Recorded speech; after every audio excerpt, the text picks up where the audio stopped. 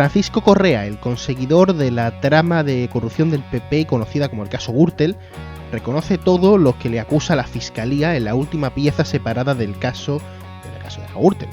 Este se trata de la última rama judicial que se ha destinado a investigar el presunto blanqueo de capitales de Correa, que se enfrenta a 77 años de cárcel, y que también investiga además a su máximo conseguidor, Pablo Crespo, y a los dos arquitectos fiscales del grupo, Luis de Miguel y Ramón Blanco Balín. En este caso el PP es fundamental, ya que la corrupción se pudo llevar a cabo a través de mordidas de dinero público de los gobiernos del PP, de sobornos a políticos del PP y que dio como resultado la presunta financiación ilegal del Partido Popular. En definitiva, esta no es una buena semana para el Partido Popular y menos en Andalucía, ya que después de decir que no eran para tanto esos errores que recordarán en el cribado de diagnóstico de cáncer de mama han dejado a 2.000 personas esperando, 2.000 mujeres esperando hasta 2 años los resultados de sus pruebas, tras culpar a los pasados gobiernos del PSOE de estos errores o de iniciar estos errores y anunciar que modificar el protocolo y depurar responsabilidades en cargos no políticos de la consejería, con eso se iba a arreglar todo, pues ha llegado a la esperada dimisión de la consejera de Salud y de Consumo, que hasta el pasado miércoles era Rocío Hernández. Al final, ha llegado. Y lo anunció el presidente de la Junta, Juanma Moreno, quien está ya en búsqueda de su cuarto consejero de Salud desde que llegó a la Junta, hace 7 años, lo recordarán. Moreno es conocedor de que la sanidad es ya su talón de Aquiles, igual que lo fue para los últimos gobiernos del PSOE, y lo será seguramente para el siguiente gobierno que venga después de las elecciones, sea el que sea. Ahora está buscando quién será su nuevo consejero, que según informan no llegará el anuncio hasta el próximo martes. Y con el calor de unas manifestaciones populares que sobrepasan por primera vez en años a la militancia activa de los partidos y de los sindicatos y llegan a los civiles de a pie, o al menos eso parece, la oposición andaluza, desde Vox hasta Adelante Andalucía, han presentado peticiones de que se investigue en el Parlamento la gestión del SAS en esta materia. Unas manifestaciones que, por cierto, piden también la cabeza de Juanma Moreno. No se conforman con la dimisión de la consejera. La Diana, análisis desde el sur con Samuel Saborido.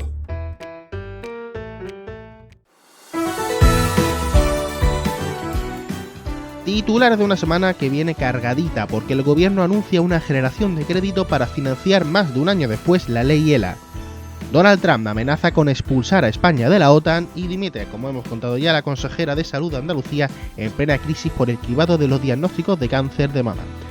Y por cierto, una casi exclusiva, porque se nos adelantó Iván Jiménez por unas horas o por mediodía en el plural, pero bueno, tenemos una noticia prácticamente exclusiva de Vito Quiles que no os podéis perder. El Congreso ha tumbado la iniciativa legislativa popular antitaurina conocida como No es mi cultura. Esta iniciativa pedía que se dejase de considerar cultura la tauromaquia para que sí ayuntamientos y comunidades autónomas pudiesen legislar al respecto y, por ejemplo, hacer que el toro no muriese o hacer variaciones en estas actividades o, por supuesto, prohibirlas. Pero no significaba la prohibición de las corridas de toros. Ha sido tumbada con una votación tan inesperada como decisiva del PSOE, que se ha abstenido. En la Diana nos hemos puesto en contacto con la diputada socialista en el Congreso, María de la Nieves Ramírez, quien ha explicado, tras matizar que ella no es taurina precisamente, la abstención de su partido, que busca evitar la crispación. El Grupo Parlamentario Socialista reconoce y valora el respaldo ciudadano, pero también entiende que es un tema muy sensible y que despierta muchas emociones y que puede dividir. Por eso creemos que no es el momento de abrir más espacios de confrontación, sino de seguir remando juntos por la mejor convivencia posible. Una de las portavozas del grupo motor No es mi cultura, Cristina Ibáñez, que ya ha venido en más de una ocasión a este programa, ha concedido una entrevista en esta casa y ha explicado lo que a su juicio ha ocurrido. Ya durante la tarde, porque esto se votó a las 9:30 de la noche o así, pero durante la tarde empezamos ya a ver corrillos y ya se escuchaban voces de que igual había algún problema. ¿Qué es lo que ha pasado? Esto suena a un golpe de llamada de arriba de alguien. Han sido las federaciones de Castilla-La Mancha, Castilla-León y País Vasco y Extremadura las que han levantado el teléfono y han dicho: ojo, ojo donde os vais a meter, PSOE, que no queremos que os metáis ahí. ¿Y qué pasa ahora? ¿Con esto muere la iniciativa? Pues a ver, entre comillas sí. Cuando una iniciativa o cuando una proposición no pasa su primer paso, que es la toma en consideración, muere. Pero como ya ha pasado en más de una ocasión con decretos que ha presentado el gobierno y que no han sido aprobados, uno o varios grupos parlamentarios lo puede presentar como proposición de ley con el mismo texto y darle más vida al proyecto.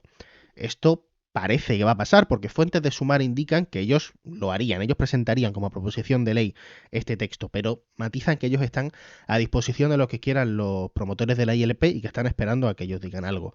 ¿Por qué? Porque según nos cuentan en esta casa, les genera dudas la opción de presentarlo como proposición de ley, ya que tienen miedo a que la propuesta pueda parecer partidista, así que dicen que lo mejor para ellos es que lo presenten varios grupos juntos. Algo que podría pasar porque voces de Podemos en el Congreso nos informan de que también están ellos estudiando esta posibilidad.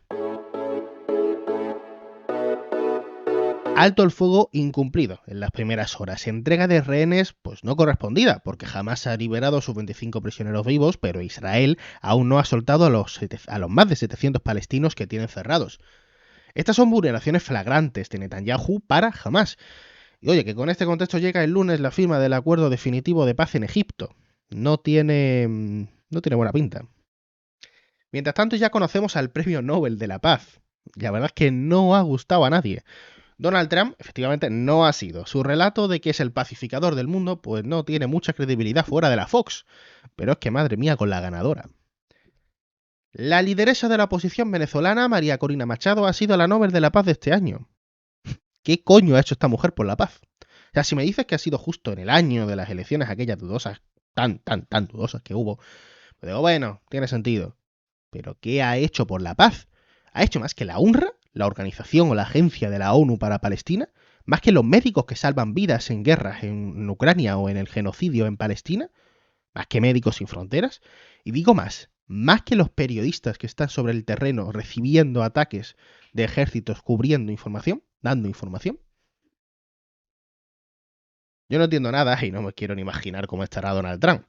Un Trump que, por cierto, se ha picado con España. Se ha picado porque dice que igual nos echa de la OTAN a España. Claro, por lo del 2,1%, que él había pedido un 5 que ni siquiera él cumple, porque su país, Estados Unidos, está en el 3 y con poco de financiación a la OTAN. Pero bueno, ese 5% no lo ha alcanzado España y dice que esa es una razón para expulsar a España de la OTAN. Claro, la cuestión es que el reglamento de la alianza no recoge ninguna posibilidad de que un país pueda ser expulsado. Y vamos con otro tema candente. La ministra de Hacienda, María Jesús Montero, pues se ha acordado que aparte de candidata del PSOE andaluz, también es ministra, y ha anunciado una generación de crédito para financiar, más de un año después de su aprobación, la ley ELA. Lo ha anunciado Montero en su respuesta a la portavoza del PP en el Congreso, Esther Muñoz, quien en la sesión de control del pasado miércoles acusó al presidente del gobierno de usar y mentir a quienes padecen esta enfermedad. La vicepresidenta asevera que el gobierno se dedica a mejorar y a salvar vidas. Pregunta, ¿a qué se dedica el PP? La pregunta es, señora Muñoz, ¿a qué se dedica el Partido Popular? ¿Cuál es el destino y el objetivo de un Partido Popular que se ha convertido en una sucursal de Vox y que le está haciendo el trabajo a la ultraderecha? Y noticia de la Diana. Vito Quiles no tiene autorización para celebrar el acto que pretende dar en la Universidad de Málaga. El pseudoperiodista tiene la intención de hacer una gira con charlas para hablar de periodismo crítico y comunicación política en diferentes instituciones universitarias de España. Tiene plazas destacadas, según anunció, en Barcelona, en Granada, en Sevilla, en Valencia, en Pamplona o en Madrid. Esta gira, que pretende acabar en Argentina, en la capital de Argentina, en Buenos Aires, tiene previsto pasar el 24 de octubre en un espacio aún por determinar de la Universidad de Málaga, según informó Quiles en una publicación en redes sociales. Fuentes de la citada universidad han negado a la Diana haber recibido ninguna petición por parte del pseudoperiodista, que en estos momentos, y a falta de menos de 2 semanas de que llegue la cita malagacitana, no tiene autorización para emplear ningún espacio de la Universidad de Málaga, ni siquiera los externos, digamos. Las mencionadas fuentes consultadas por este periódico indican que lo único que saben del acto, pues lo que puede saber usted, lo que anunció Vito Quiles en una publicación en redes sociales. Además dicen que le consta que el pseudoperiodista tampoco ha dado información o ha solicitado un espacio en las otras universidades públicas andaluzas, la de Sevilla y la de Granada, algo que también publicó Iván Jiménez en El Plural, que se nos adelantó el tío. Era que yo tenía la noticia escrita. No sé yo ni por qué no la publiqué, pero el tío se me ha adelantado. Y él informa de que tampoco hay autorización en las otras universidades. En fin, también informan estas fuentes, pues que claro, obviamente, si llegase la solicitud de Vito Quiles, ellos la estudiarían como cualquier otra, pero que de momento no la hay. Y nos vamos ahora a hablar sobre la crisis provocada por los fallos en los cribados de diagnóstico del cáncer de mama con un dirigente del PP. Pero antes queremos hacer uno o varios matices a la entrevista, ambos relacionados con la, pues con la casuística de que la entrevista se grabó el miércoles por la mañana. Mira, la noticia de que dimitía la consejera, que ya hemos dado en este informativo, pues nosotros la subimos el miércoles por la tarde. Nosotros grabamos, repito, el miércoles por la mañana. Por tanto, el entrevistado, pues, habló con la información de que la Junta no iba a pedir dimisiones de nadie y no iba a dimitir nadie. Por tanto, sus respuestas están viciadas por eso. Y por otro lado, pues nosotros, claro, sin información a la vista de que fuese a dimitir nadie, pues considerábamos que podíamos guardarnos la noticia para el final y enganchar con esta entrevista. Dada que ha dimitido la consejera, le hemos dado la segunda noticia del informativo. Pero justo dentro de unos segundos me van a escuchar ustedes decir que la última información que hemos dado es sobre la dimisión. Pues no ha pasado. Por cierto, me acabo de dar cuenta que me he cambiado de camiseta. Lo siento, lo de grabar con esto es lo que tiene. La he echado a lavar porque, en fin, ha pasado tiempo, ¿sabes? Ahora estoy más guapo, ¿no? Van a verme con cambio de look y todo. Vale, pues para comentar algunas de las noticias que hemos comentado durante el informativo de la semana, el repaso semanal de la Diana, tenemos con nosotros al presidente de las nuevas generaciones del PP en Granada y concejal de Juventud en el Ayuntamiento de la capital, Fernando Parra. Gracias por venir a la Diana. Hola, buenas tardes, Samuel. Muchas gracias por invitarme. A usted. Señor Parra, como dirigente de las juventudes del PP en Granada, ¿tiene algo que decirle a las mujeres que han sufrido retrasos hasta de 2 años en el diagnóstico de cáncer de mama? ¿Tiene algo que decirle como representante del PP? Hombre, por supuesto, la verdad es que solidarizarse con un error así tan grande que una administración no se puede permitir. Eso es lo primero, sobre todo, además, a mí me ha tocado de cerca estar en esa enfermedad y lo primordial es tener un diagnóstico precoz para atacar lo más rápido posible a la enfermedad. Yo creo que fundamentalmente pedir disculpas desde la gestión que se haya podido hacer negativa. Sí que es verdad que es una gestión que se viene trayendo de cola desde el año 2012, desde que Montero fue consejera de Sanidad y cambió los protocolos y eliminó el hecho de avisar a las pacientes que fuesen dudosas, que saliesen en la mamografía, que hubiese duda. Pero aún así, bueno, yo creo que llevamos ya 7 años también en el gobierno y estos errores, estas negligencias que se venían arrastrando deberían de haberse encontrado mucho antes. Vale, usted me ha reconocido que esto es un error. ¿Qué implica que se haya cometido este error? ¿El Partido Popular qué debería hacer desde la Junta de Andalucía que gobierna? Porque ya ha dicho la consejera que ya no pretende dimitir. Entonces, ¿qué puede hacer el Partido Popular para pedirle políticamente perdón a las afectadas? Sí, bueno, yo creo que también no creo que sea un fallo de la consejera, obviamente, como he estado comentando. Siempre se busca principales culpables políticos. Yo creo que también hay que ir mirando dónde se ha producido el error, porque obviamente quien está al cargo de la gestión, ya sean directores de hospitales o en otro ámbito de la sanidad, también tienen su parte de responsabilidad y yo creo que también, bueno, hay que acotar dónde se ha producido el error, por qué no se ha detectado antes, que como está comentando se viene arrastrando desde el año 2012, y tomar la responsabilidad en cuanto se encuentre dónde se ha producido concretamente el fallo. Me reconocerá, señor Parra, que si actualmente la Junta fuera del PSOE y ustedes estuviesen en la oposición, no solamente pedirían la dimisión de la consejera, sino que tendrían un tono más duro contra este error. Entonces, si ustedes pedirían, los que pedirían que sería la división, creo que ahí nos podemos llegar a poner de acuerdo, que ustedes pedirían la dimisión de la consejera si fuera del PSOE. ¿Por qué ustedes no la piden? No se la pide Juanma Moreno a la consejera. ¿Tienen ustedes un doble rasero en función de si están o no están en el gobierno? No, doble rasero no creo. La consejera de salud actual, no sé si lleva 1 año y poco en el gobierno. O sea que no creo que sea responsabilidad absolutamente suya.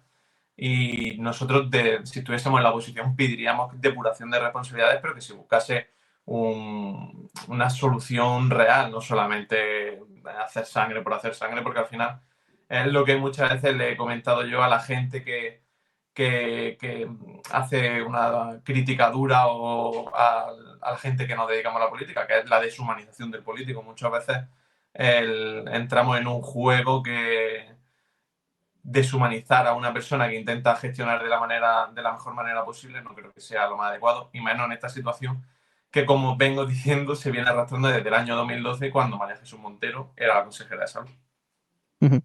Hablaba usted de la deshumanización del político y la verdad es que me recordaba pues a algunas frases del Partido Popular, ¿no? Desde llamar felón hasta llamar hijo de puta al presidente del gobierno, cosas que han hecho dirigentes del PP, o hoy mismo se le llamaba cerdo a miembros del Partido Socialista por presuntos casos de corrupción, llamar dictador, bueno, dictador lo hace más concretamente el Partido de la Ultraderecha, lo hace Vox. O sea, ¿no cree usted que eso de la deshumanización en algunos momentos también lo ha llevado a cabo su formación política? Bueno, lo de llamar hijo de puta no me suena a mí en ninguno Ayuso, Ayuso. no dijo eso exactamente, y Bueno, eso es menos lo que dice su públicamente. gabinete, y tú lo sabes. Y menos públicamente. Al final, esto es una espiral que viene creciendo desde que Podemos cogió impulso, sobre todo en redes sociales, en Twitter, que empezó crispando a la población y bueno, poco a poco fue entrando en un cisma, donde yo me acuerdo cuando Cifuentes tenía casi que salir escoltada de su casa cuando era presidenta de la Comunidad de Madrid, porque la gente de extrema izquierda tenía la intención, o parecía que tenía la intención de agredirla. Entonces, bueno, yo creo que ahora, por unos pequeños descalificativos que no se deben de producir, y menos en sede parlamentaria, sobre todo porque sea una imagen muy mala, yo, que también tengo cargo institucional, nunca lo he hecho y nunca lo haré. El hecho de descalificar, porque al final lo que valoramos aquí es la gestión de una persona, no valoramos un descalificativo personal. Y eso, yo creo que mi partido nunca ha entrado en muy pocas ocasiones, y si lo ha hecho, la verdad es que no estoy de acuerdo en que se entre en ese tipo de descalificaciones. El señor Tellado hace semanas hablando de la fosa común del gobierno, Bendudo hablando de pirómana, a la que gestiona Protección Civil. O sea, su partido, igual que otros tantos, igual que el Partido Socialista, igual que Sumar, Podemos, etcétera, eso lo hacéis todos. Pero no se puede decir que su partido no haya incurrido en este tipo de fango, digámoslo así.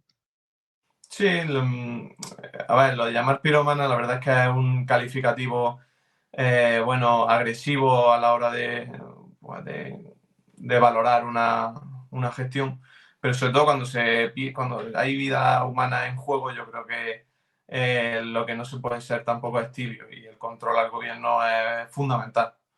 Es verdad que habría que moderar desde todos los ámbitos políticos, y es mi percepción, moderar sobre todo las palabras que se dicen, porque eso luego se traslada a la población, y lo que hay que intentar es polarizar lo menos posible. Por ejemplo, un líder al que yo me fijo mucho, que es Juanma Moreno, nunca le habrá escuchado decir ningún descalificativo de los que has comentado. Y bueno, en esas de esa crispación, ese fango, hemos de reconocer que hay veces en las que la sesión de control se convierte en una sesión de control del gobierno a la oposición, cosa que no es para lo que está institucionalmente creada. Le quería preguntar por otra de las noticias con las que abríamos el informativo, y es que hoy, el día que estamos grabando esto, que es miércoles 8, ha salido la noticia de que el principal cabecilla del conocido como caso Gürtel, que se llama así, Gürtel Correa, Sí. Francisco Correa, ha confesado todos los delitos por los que se le acusaba en la última parte abierta del caso. Pues lo han reconocido todos. Estos concretamente iban por un presunto delito de blanqueo. Esta trama, por si la gente no lo sabe, yo lo he tenido que buscar, para serle sincero, tiene relación con el Partido Popular, con su formación, porque le acusaría al partido de financiarse ilegalmente, de recibir sobornos y de recibir también comisiones, ¿no? Digamos, mordidas, y de darlas. ¿Hasta qué punto, con este historial y con otros tantos casos que actualmente todavía se están juzgando, tiene posibilidades el PP de salir a un debate político, además tan bronco, hablar de la corrupción como principal discurso? ¿Puede el Partido Popular hoy con gente todavía en juzgados, hablar de corrupción del Partido Socialista? Sí, yo creo que obviamente claro que podemos hacerlo porque el Partido Popular obviamente ha sufrido el daño de la corrupción, lo ha sufrido en la urna. Internamente hemos tenido congresos donde hemos elegido a nuestros líderes y nos hemos reformado, hemos rehecho el partido por completo. Hemos cambiado varias veces de líder en los últimos años, no se nos olvide. O sea que nosotros hemos hecho una autocrítica muy fuerte y hemos puesto de verdad, hemos puesto los pies en el suelo y hemos visto que había que cambiar las cosas en el partido para que la corrupción no te llevase por delante. Cosas diferentes es lo que está bien haciendo el PSOE, que en el PSOE de Andalucía ya sabemos todos los casos de corrupción que ha habido, pero yendo a una moción de censura como fueron en 2018 contra la corrupción, que ellos decían que había sistemática en el Partido Popular y que ahora ellos mismos sean los que están liderando las portadas por casos de corrupción, pues bueno, es un poco hipócrita. En este sentido, condenar completamente la corrupción y quien haya cometido algún delito, por pequeño que sea, tiene que caer todo el peso de la ley. Ya lo está sufriendo, por ejemplo, Bárcenas, que, bueno, lo usaron para hacer una condena ejemplar, por así decirlo, ¿no? Que le echaron bastantes años de cárcel. Y bueno, quien lo haya cometido, que lo pague, sea el hermano del presidente o sea en este caso Francisco Correa. Señor Parra, preguntas de sí o no, si me lo permite. Sí. Entiendo, según su discurso, que Sánchez es responsable en primera persona de los que Ábalos y los que Santos Ciudadana hacían, ¿no? Responsabilidad en el tema de corrupción, no, pero que lo sabía o que tiene que asumir una responsabilidad política, sí. Vale, esa misma responsabilidad política la tendría que recibir Mariano Rajoy o Aznar, por ejemplo, con Bárcenas, que estuvo en los dos gobiernos y todos hemos conocido. Que pasaba, perdón, me estaba hablando de Montoro o Bárcenas, por ejemplo, que cada uno en sus consejos de ministros han estado pringados. Si se encuentra relación en todos esos casos de corrupción con los presidentes Aznar y Rajoy. Pero Estoy hoy de acuerdo, relación claro. no hay. Hoy relación judicial no hay entre Sánchez y Ábalos, pero su partido lo relaciona, como puede ser incluso lógico. Entonces entiendo que A también ver, se podría relacionarles, ¿no? sí, pero es muy diferente. La corrupción que hay en el PSOE con Ábalos y Koldo se relaciona directamente con el presidente porque eran su íntimo, sus secretarios de organización, donde iban en el famoso peolló recorriéndose España para reconquistar el Partido Socialista, y luego estamos viendo que Begoña Gómez también tiene su parte, su hermano tiene también su parte, entonces no creo que el único que no se enterase de nada de todo esto fuese Pedro Sánchez, que estaba rodeado absolutamente en todo su entorno por la corrupción. Fíjese Montoro lo íntimo que tenía que ser con el PP, que fue ministro de Hacienda, un ministerio muy importante con dos gobiernos del PP, con dos presidentes. Oye, ya tiene que ser íntima la relación con el partido. Hombre, claro, la gente que está al frente de las administraciones tiene que tener una responsabilidad también en el partido. Por eso te digo que si se demuestra que hay relación tan estrecha como, por ejemplo, puede haberla con Sánchez, pues deberían también de juzgarse. No, se lo digo porque el Partido Popular eligió a Feijóo hace cuestión de meses, creo, y estaban ahí, abrazándose Rajoy, Aznar y Feijóo, dos presidentes, ¿no? Con por lo menos miembros de sus partidos y de sus gobiernos, mínimo en causas judiciales. Eso también choca. Imagínense que estaba el partido, o sea, Pedro Sánchez con el mismísimo Ábalos el otro día en Ferraz.